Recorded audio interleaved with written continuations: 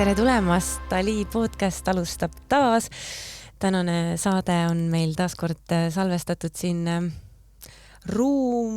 ruumis. Ma ei oska kunagi hääldada seda kohta, kus me oleme, aga igal juhul siin me oleme, Pro-Geeri ja Kris Kala ja seal Raivo ja Kris põhimõtteliselt koos seda toimetavad. Väga kihvt koht on ja kui igal juhul, et kui inimesed soovivad oma podcasti kuskil heas keskkonnas salvestada ja hea tehnikaga, siis ma olen siin juba nii mõnegi saate salvestanud, et täiega julgen soovitada. Võtke aga nendega ühendust ja vaadake, kuidas te saaksite ka seda kasuta. Täna Dali podcastis on meil täna tuleb nagu lühem saade, sest et ajaliselt lihtsalt on nii. Aga ma ei usu, et ta tuleb selle võrra kuidagi kehvem saade, et on nagu lühem, pigem võib-olla on just nagu kontsentreeritum ja konkreetsem ja sellisem nagu ikkagi, ma arvan, väge ja sellist head infot täis. Täna on mul siis külas Bimoori asutaja ja juht ja igatepidi ettevõtlik naine Kirti Kooser. Tere, Kirti! Tere, rõõm on siin olla, Dali. Väga, väga tore. Ja sina oled äge naine, sest sa oled nii, ma saan aru, sa oled nii ettevõtlik. Ja ka see kogu sellest ettevõtlikkusest, ka see Bimoori nagu see ettevõtte nagu sündiski, on ju. Räägi natuke lähemalt, räägi natuke endast, kes sa oled, kuidas sa oled jõudnud siia, kus sa täna oled oma elus. Ma tean, et sa oled värskelt tulnud just ka, kuidas see nüüd, ei olnud nagu paastulaager, aga ta oli siis Diedilaager, jah. Et sa oled värskelt otse sealt sõitsid täna siia praegult. Põhimõtteliselt just jõudsin, et põhimõtteliselt otse, jah. Aga millega sa tegeled praegu või mis sinu taust lühidalt on? Ma räägin lühidalt natuke enda taustast, et kes ma olen ja millega tegelen, et kes ma siis olen ema, olen abikaasa, olen ettevõtja, olen noor tegus aktivist, kes tahab palju head korda saata. Et aga kuidas mu siis see algus, et minu see nii-öelda see teekond siis, kus ta siis alguse sai, olen tegelikult ise üldse Pärnu tüdruk. 19 aastat elasin Pärnus, õppisin Pärnu ülegümnaasiumis, õppisin majandust Pärnus, aga alati väiksena oli mul see soov, et minust saab boss. Kui küsitakse, kes sa siis väiksena olla tahad, et siis ma mõtlesin kohe, ma olen boss. Mis küsimused veel siin on, et ma olen boss, on ju? Väga julge ja aus. Väga julge aus ja mul on alati ema ja siia mõne naeravad vanama, et Kirti sa alati korjasid kõigi raha kokku purkidesse. Ja kõik vanama saadused me müüsin maha, et mul on see ettevõtlikkus on tegelikult nagu sünnist nagu saati, aga seda olen nagu rohkem ka treeninud. Et see pisik on ikkagi sünnist saati mul sees olnud. Ja minu teekond selles mõttes ettevõtluse suunas saigi siis alguse juba, kuna ma õppisin majandust üle gümnaasiumis ja noorena ma hakkasin juba 10-aastaselt tööle, et meie perekonnas oli selline traditsioon, et oma taskuraha teenid ikka ise ja ei ole nii, et sul antakse kulbiga raha, vaid pigem on see, et sa teenid ja sa saad oma taskuraha ise kulutada. Alustasin siis jäätisemüüja karjääriga, väga edukas, parim jäätisemüüja olin aastaid Pärnu rannas. Ja siis müüsin seal mandleid ja mul oli mandlimeeskond ja degusteerimised ja siis tegelesin kindlustusettevõttes, töötasin ja siis ma olen aastaid ka noorena modellindusega kokku pistnud.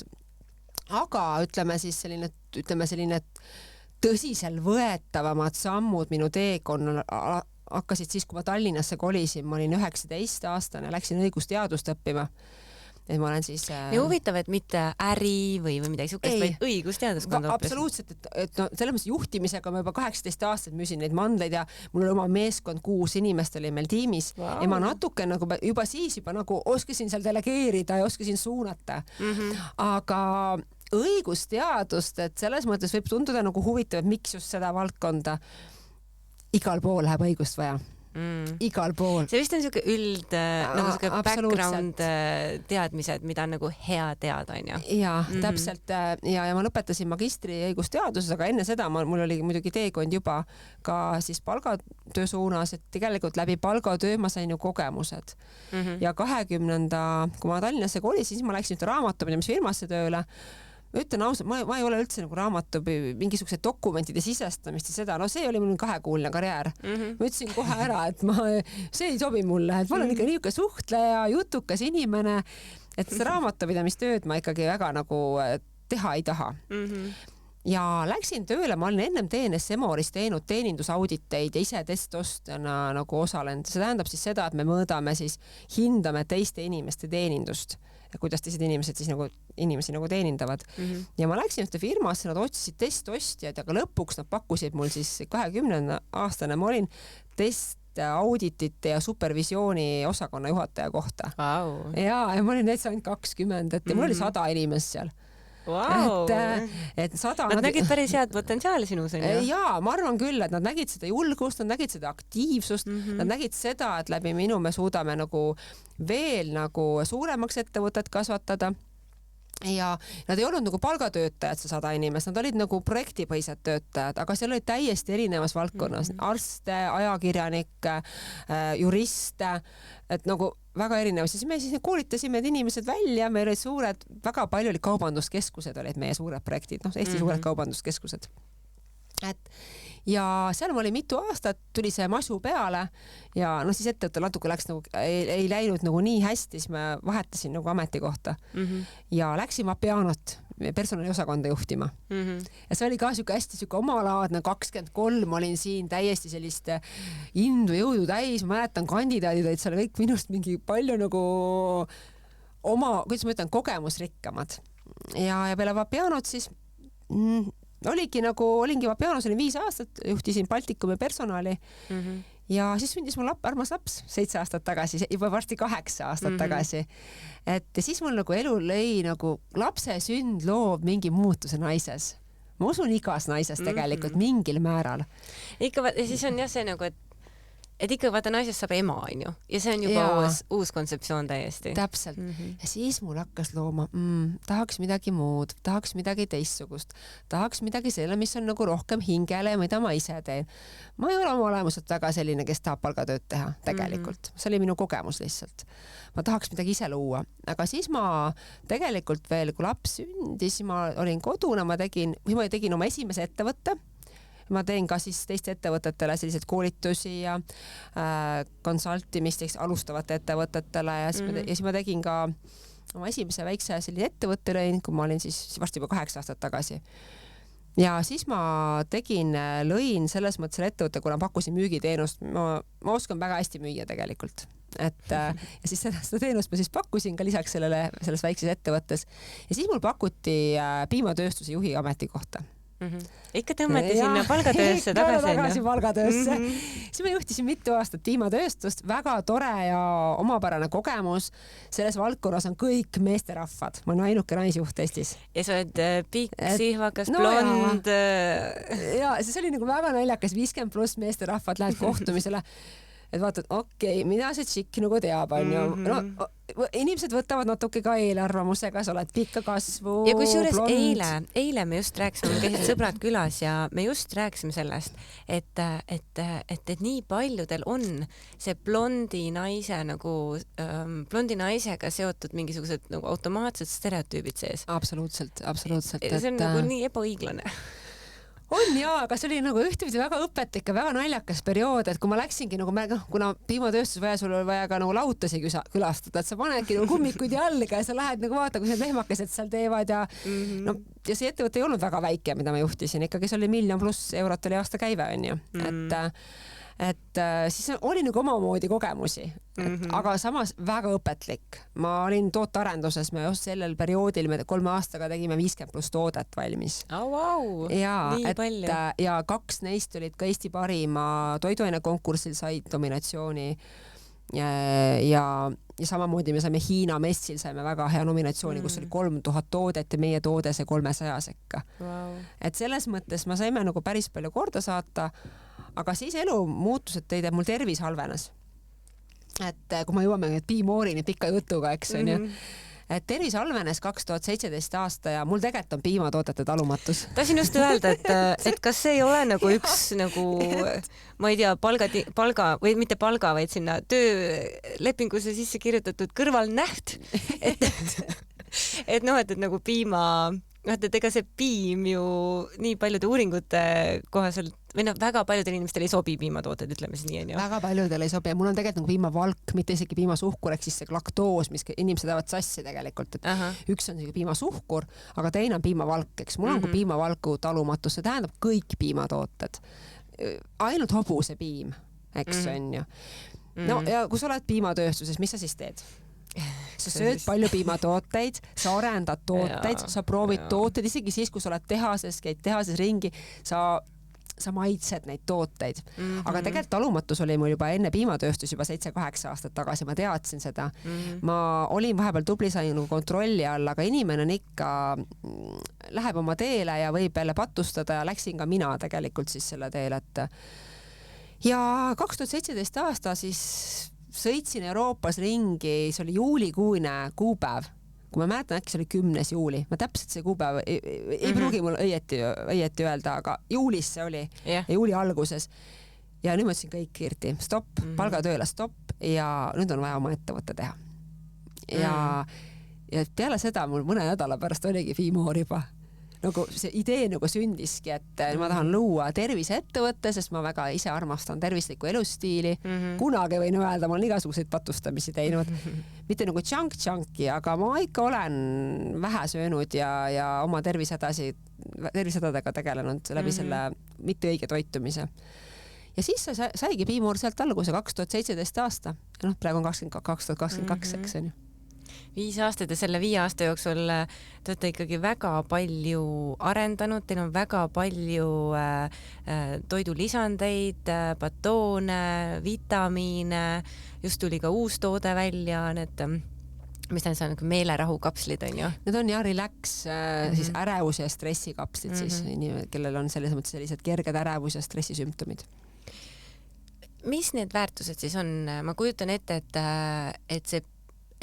et sinu sees olid mingisugused, ongi mingid väärtused, mis kõik siis kontrastina olid loodud sinu pikaaegsele kogemustele erinevates valdkondades ja siis ma saan aru, et sa tahtsid midagi enda asju hakata tegema ja siis see be more, ole rohkem.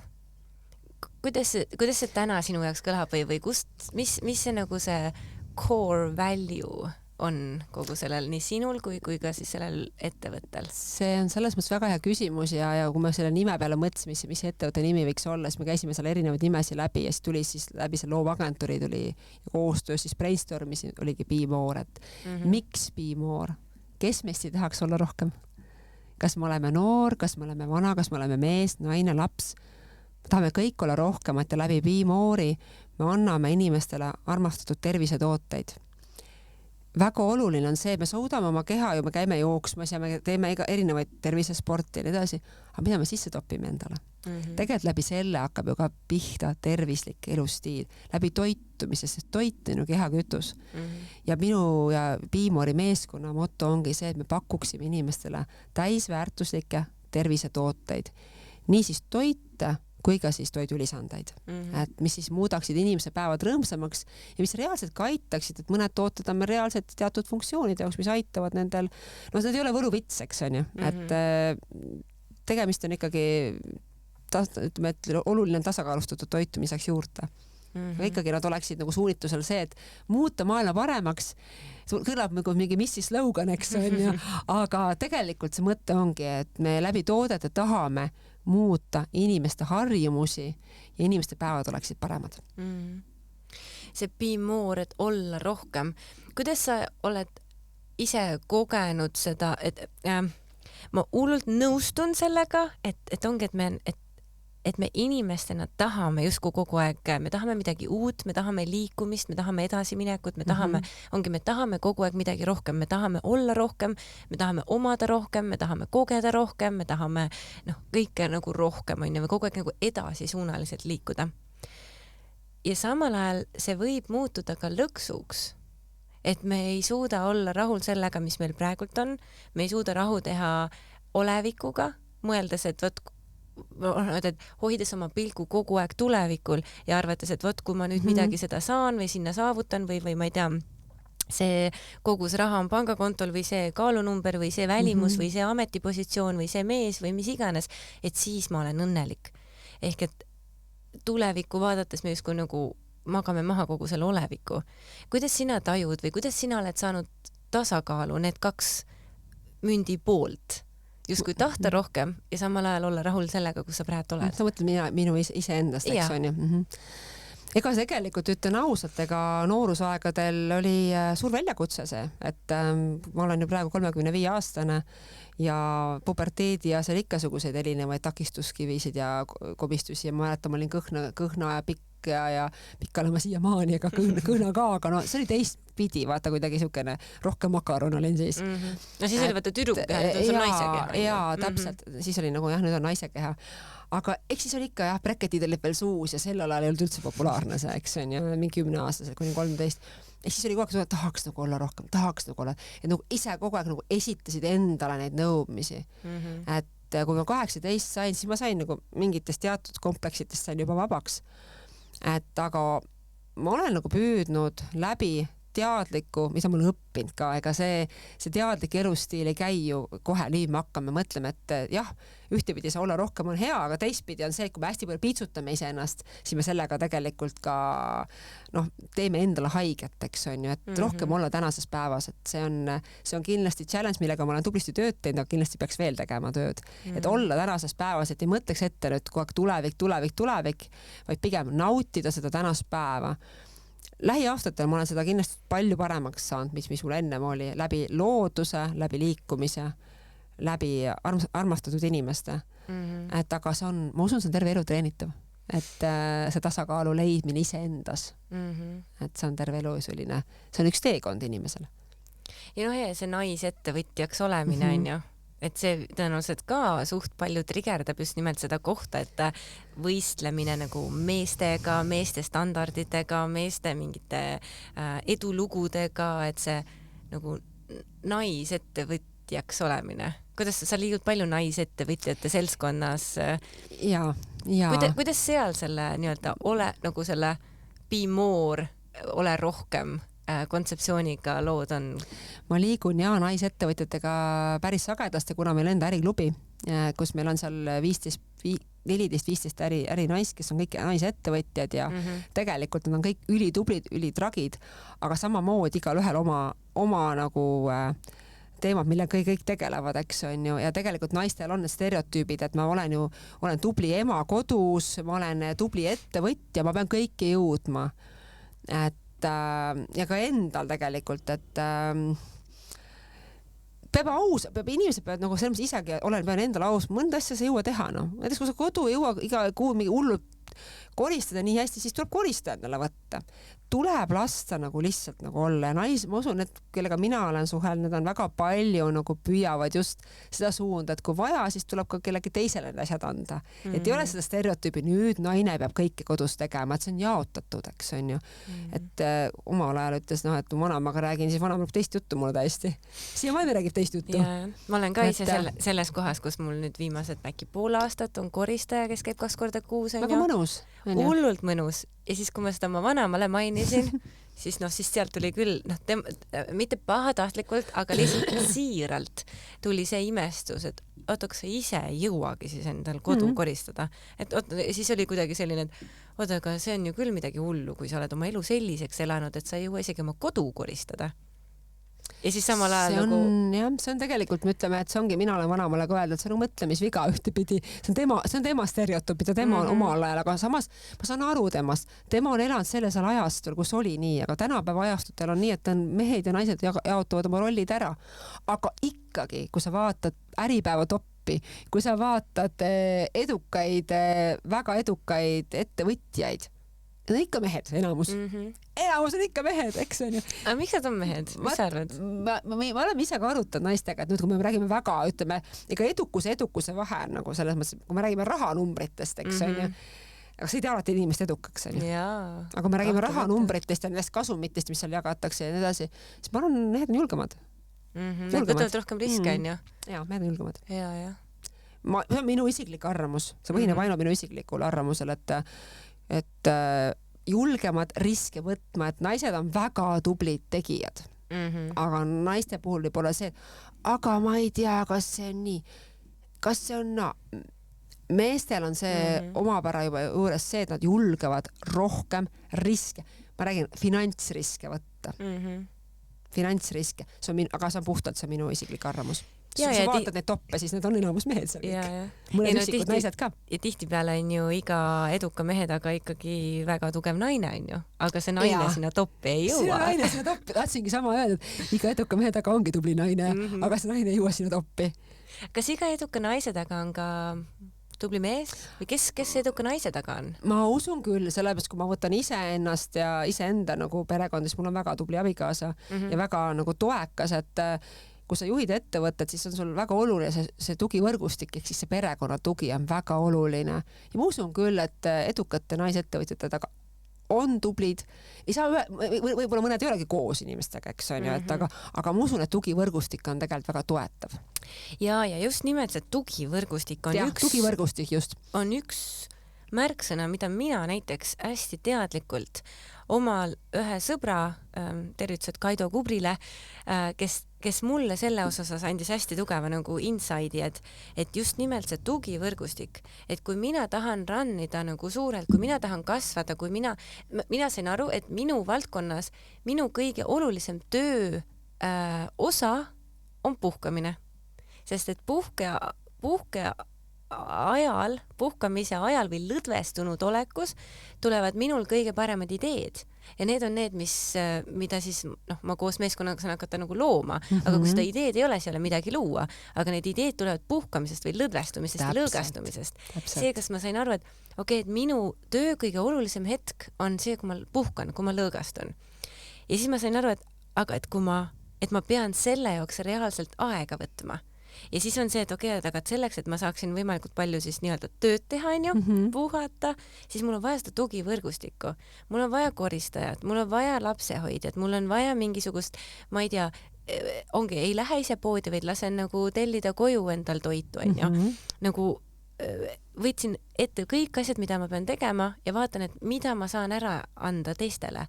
Ja siis ongi see, kui ma mõtlen, et ma ei tea, koristaja käib 2 korda kuus, kokku läheb tal umbes 6 tundi, mida kõike mina saan selle 6 tunni jooksul teha. Täpselt. Kui palju ma saan kasvõi, ja siis seal tuli veel edasi, et ma peaksin justkui siis tööd tegema nagu päris tööd selle 6 tunni ajal.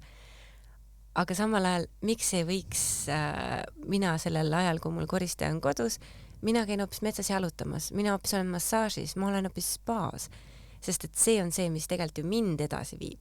Ja ma saan aru, et selleks, et kasvada, meil ongi vaja teatud hetkel oma ajakasutust nii tugevalt ümber vaadata, et kas see on mu kasvu ja edasiliikumist toetav või hoiab mind siin, kus ma täna olen. Nii ta on.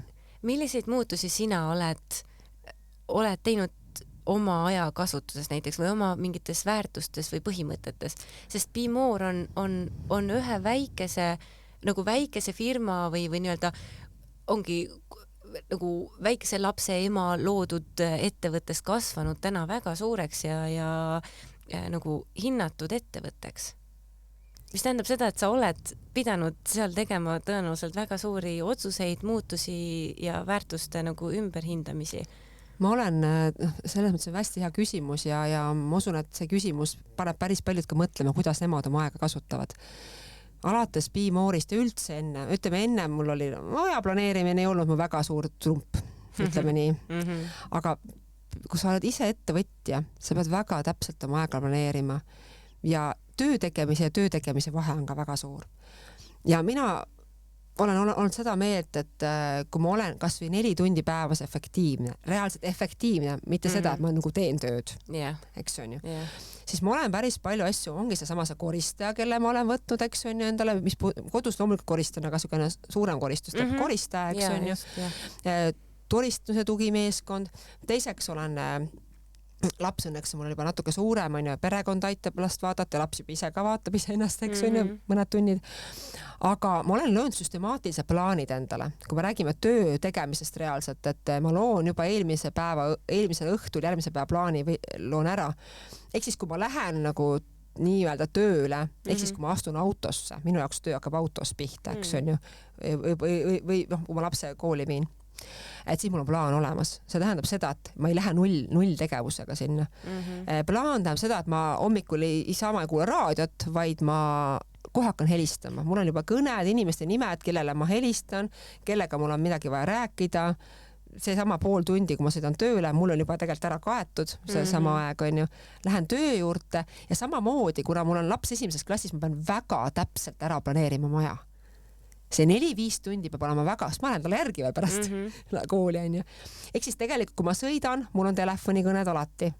Et Kirti teeb väga palju tööd telefonis, juba teavad, ülesannet jaotus telefonis ja kui ma teen kontoris, ma ei vaata, aastaid ma ei vaata kordagi Delfit või selliseid mingisugused uudisteportaale töö ajal. Ma ei tee sellist asja, sest et ma ei saa tööd teha. Ma võin seda vabal ajal teha. Sotsiaalmeedia mul on välja keeranud põhimõtteliselt, et mul Instagrami konto on, aga paroole ei tea juba 4 aastat on ju. Et 1-2 läheb maksimaalselt nädalas, et mingid sammud olen, sõbrannad juba teavad ka, et mulle nad pole mõtet eriti helistada töö ajal, sest et ma ei saa väga rääkida, pigem ma helistan õhtul tagasi on ju. Teen kõnnikoosolekud, mis on väga hea planeerima, et kui sa teed nagu samal ajal teed sporti ja samal ajal on su klapid ja sa räägid, eks. Ma olen püüdnud mingit, mis puudutab töö planeerimist, kuidagi teha nagu ka multifunktsionaalselt. Ka sama kui aja planeerimist puudutab sportlikke tegevusi, et ma käin tennist mängimas nädalas 1-2 korda, jällegi planeeritud, aga muidu jooksmas või kepikõnnil või jalutamas. See on see, et ma saan kohe minna, et ma sõidan kuskile pikad maad, jälle mul läheb see aeg. Ja et asi on mingi tund aega, aga siis paned sinna sõiduaeg veel ja sul on 2 tundi läinud põhimõtteliselt, on ju. Toidu planeerimine nädala, ütleme, maks 1-2 korda nädalas toidupoes, eks. Jälle planeerimine, mida sööd, kirjutad üles, vahepeal unustad jälle. Ja kui sa ei tee plaani, siis on jälle kõik kaosus. Tegelikult on iga tegevus eeldab plaani. Kui sul on plaan, ma olen hästi to-do-list inimene ka võib-olla, et ja siis mul on nagu paremini paigas funktsioneeritud ja mul asjad nagu toimivad palju paremini. Ka müügi eesmärgid peavad olema nagu paigas, et mis su Bimori plaan oli, kui sa alustasid? Minu plaan oli tegelikult, mu plaan täpselt läinud nii, nagu mul oli plaan, kui ma ausalt ütlen. Mu plaan oligi selles mõttes, et ma olen step by step niimoodi vaikselt kasvanud niimoodi, on ju. Noh, seal 40% aastas, 50% aastas müügikäibed, on ju. Et ma ei ole mingi suure hurraaga kohe läinud, aga samas ma usun, et Eesti maastikul ma olen juba täitsa tubli, Bimor on täitsa tubli terviseettevõte, täitsa tubli tegija oma maastikul. Plaan on läinud õigeti, aga mul on suurema plaan, nüüd mul on juba suurema plaan. Mis see praegu, kas oled sa valmis neid avalikustama, jagama või need on sellised... Ma saan natuke nagu rääkida, natuke ei saa rääkida, et saan rääkida seda, et sellel aastal tuleb meile palju uusi huvitavaid tooteid turule. Mis vallas siis nagu ainevahetuse vallas, toidulisandeid, iluvaldkonnas, et aga meil tuleb üks suur kontseptsioon ka loodetavasti aasta lõpuks saame valmis, ma olen juba peaaegu pool aastat seda teinud, mis on rahvusvaheline kontseptsioon, et see on nagu natuke midagi suuremat. Et see on selline põnev, keegi tegelikult seda ei tea, välja juurde mu pere ja mu töökaaslased, kes on ka nagu niimoodi kõike sõnad peale loetud, et me ei räägi, või ei ole kellegi rääkinud. Ma paneme kontseptsiooni kokku, see on 1000 lehekülged materjali. Ja palju, aga ma usun, et kui selle valmis saame, siis saab jälle palju rõõmu ja palju väärtust pakkuda. Aga mis need teie praegu kõige nagu popimad tooted on või need kõige, mida mina olen kasutanud, ongi siis need kollageeni tooted on ju, pulbrid smuutide sisse, olen kasutanud batoonikesi on ju söömiseks, võtan kiirelt mingi ampsu ja nüüd ma ei ole kasutanud neid veel, aga mul on tõesti huvi selle uue toote vastu. Ma ei tunne, et mul on endal stress väga kõrge, aga samal ajal aga samal ajal ma ei tea ka, onju. Mul on pigem paar sõpra, kellele ma tahaksin neid seda uut toodet nüüd pakkuda, et nad teeksid mingi 1-2 kuuse kuuri läbi ja vaataks, et kas see siis tõesti... Kuidas neil olek on, eks on ju? Sest see, kuidas sa jagasid sellest, et teil olid nagu teaduslikud testgrupid, et see nagu minu silmis tõstis kohe selle kogu teie brändi hoopis teisele tasandile kui mingid, et me lihtsalt teeme mingeid ägedaid, ma ei tea, kuivatame mustikad ära ja siis sööge teie, onju. Vaid, et ongi, et te teete reaalselt nagu arstide ja teadlastega koostööd selleks, et need tooted tuleksid nagu nii kõrge tasemega. Ja nagu sa meie kohtumisel ütlesid, et mingid asjad võtate Eestist, aga mingid asjad ei võta, sest kvaliteedistandardid ei ole teie jaoks piisavalt kõrged. Nii ta on, jah. Taimeekstraktid on kindlasti see. Mis tähendab seda, et vähemalt see kõlas niimoodi, et täiega on nagu kõrged standardid ja ikkagi väga esmaklassilisel tasandil teete oma asju. Ütleme, kui tulles tagasi selle relaxi juurde, siis see Ramase uus toode, see stressiärevuse kapsel, siis see on tõesti väga pikalt ja põhjalikult tehtud toode ja oma ala Eesti tipp-professoritega. Ma võin öelda, nad on 50+ raamatut mõlemad välja andnud. Nad on oma ala tipud ja nagu ütlesingi, siis ka testimisgrupid, inimgrupid, kes need tooteid ka proovivad ja tagasisidestanud ja kõik need, mis me kasutame, need kõik looduslikud 100% taimeekstraktid ja ekstraktil on, veel kord ütlen, on vahe. Kõik on Euroopa Liidust pärit ekstraktid ka veel. See on väga oluline, kas me võtame kuskilt mujalt maailmast või Euroopast. Ma räägin, et see kvaliteedi vahe on väga oluline, mis toorenet nagu kasutada. Aga seda vist nagu tarbija väga ei saa aru tarbija vaatab, et üks maksab nagu X ja teine maksab Y ja siis, et ma võtan selle odavama, on ju, aru saamata, et hind on kallis, aga sõltub, nagu oleneb nagu võrreldes millega, on ju. Aga loomulikult ükski toidulisand ei ole võluvits, aga ta on abivahend inimesele, eks on ju, et see sama see relaxki, et ta depressiooni puhul ma usun, ta ei aita, kindlasti depressioon on ikkagi haigus, aga kerget ärevussümptomite stressi puhul ma usun, inimene saab abi. 100% me garantiid kunagi anda ei saa, aga ta on üks abivahend ja ta on üks tugevamaid turul kindlasti. No ja seal on nii palju neid taimseid rahusteid ja ekstrakte sees on ju, mis nagu närvisüsteemi tahtmata nagu mõjutavad selle rahulikuma oleku suunas. Ja ta on tõenduspõhine. Me väga lähme seda suunas, et tõenduspõhine. Me kasutame tõenduspõhiseid taimeekstrakte. Seleta natuke, mis see siis tähendab tõenduspõhine? Tõenduspõhine tähendab seda, et see on kõik teaduslikud artiklid, et kui me räägime Balderjani ekstraktist või Pärnu-õiest, Pärnu-õis on uus avastus alles tegelikult teadlastel, et Pärnu-õis võib üldse inimest rahustada. Balderjani väga teada tuntud, aga jällegi Balderjani ekstraktil on jällegi vahe sees. Et tõenduspõhine tähendabki seda, mis on teaduslikult tõestatud.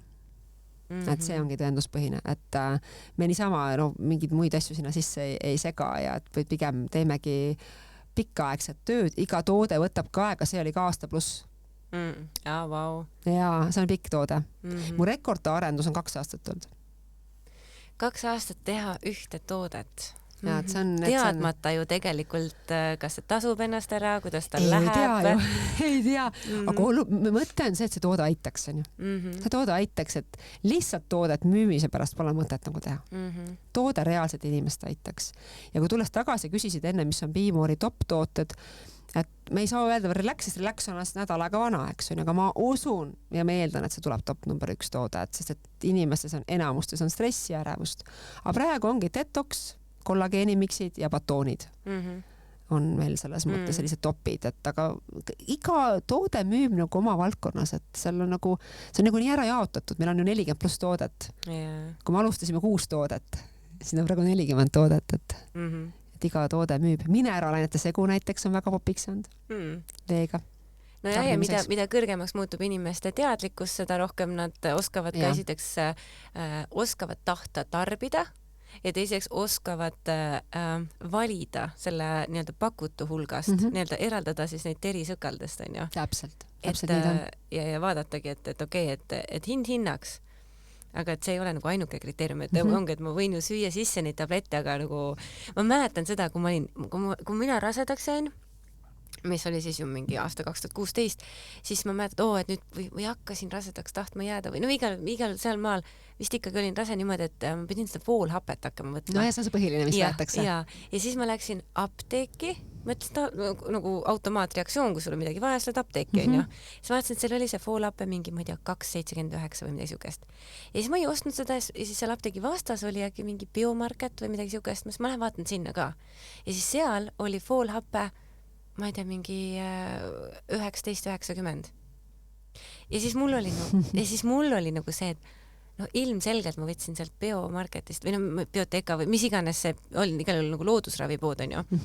Ma võtsin selle kallima, sest ma sain aru, et ongi foolhappel ja foolhappel võib täiega suur vahe olla, et ma võin küll vaadata seda hinda ja osta selle odavama, aga et kas see toob seda tulemust, mida ma tahan, et mu keha päriselt saaks ja omastaks ja et see jõuaks looteni ja kõik see on ju.